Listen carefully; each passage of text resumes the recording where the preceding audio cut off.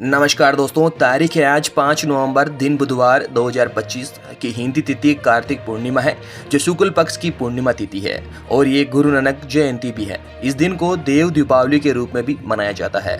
चलिए दोस्तों, अब कुछ अपडेट्स के बारे में बात कर लेते हैं। चलिए दोस्तों, पहली अपडेट के बारे में जान लेते हैं। घुटने लगा दिल्ली का दम, हवा बहुत खराब और भारी पड़ा मंगलवार, सीपीसीबी ने किया जारी अलर्ट। देखिए पूरी खबर क्या है। दिल्ली में सोमवार को घने धुएं और धुंध की परत छाई रही। हवा में सांस लेना मुश्किल हो गया क्योंकि राजधानी की वायु गुणवत्ता बहुत खराब श्रेणी में दर्ज की गई।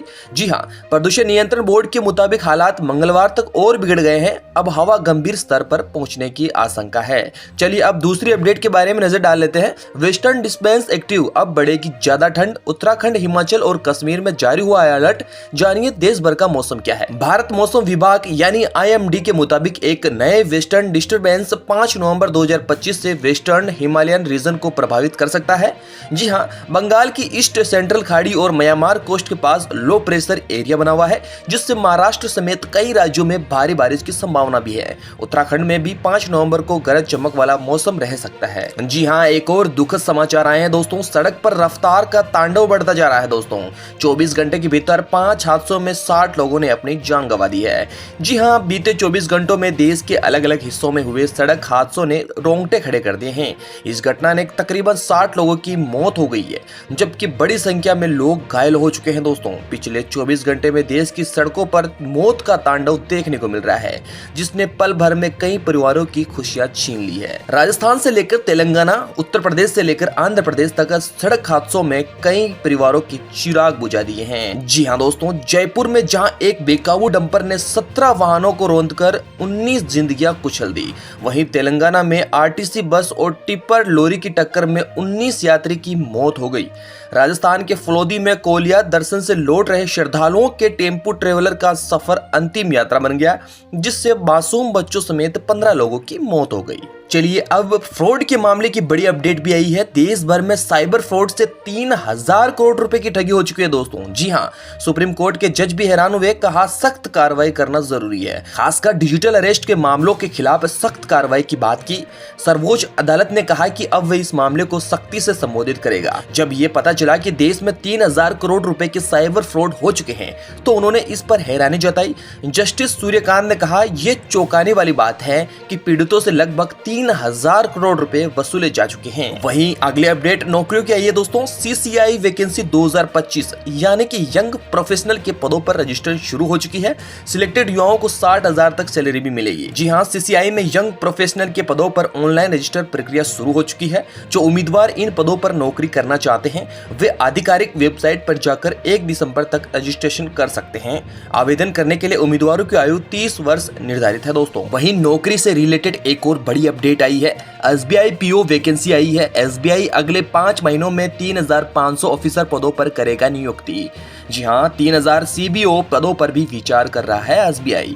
देश का सबसे बड़ा ऋणदाता भारतीय स्टेट बैंक अपने परिचालन को मजबूत करने और देश भर में सेवा वितरण को बेहतर बनाने के लिए लगभग 3500 अधिकारियों की नियुक्ति करने की योजना बना रहा है। वहीं राजस्थान की बड़ी खबर आई है। चेक होगी ड्राइवरों की आंखें, बार बार नियम तोड़ने पर लाइसेंस भी सस्पेंड होगा। सड़क हादसों पर CM भजनलाल शर्मा सख्ती में आ गए हैं। जी हाँ, बड़ी खबर बताते हैं आपको।